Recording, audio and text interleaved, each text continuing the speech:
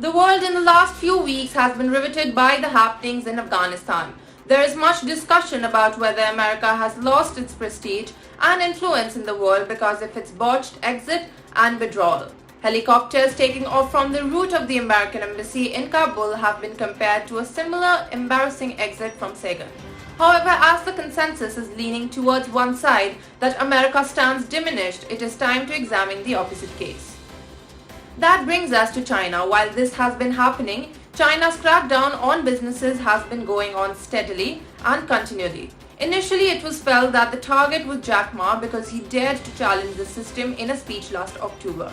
But soon it became clear that it was not just about Jack Ma or non-bank companies and the systemic risk they pose to China's financial stability.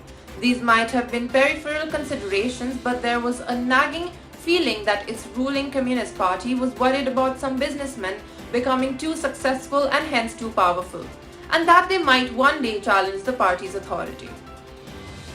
That was evident when the party ordered Jack Ma to step down from the helm of the affairs of a futuristic business-cum-leadership school that he had set up.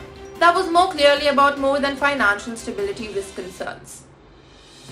Then came China's crackdown on ride-hailing app Didi right after it listed its shares in the US. The timing of this clampdown on Didi's operations after it had convinced investors overseas to invest in it certainly raised eyebrows. Then it was said that Beijing was concerned about the privacy and sovereignty of Chinese data.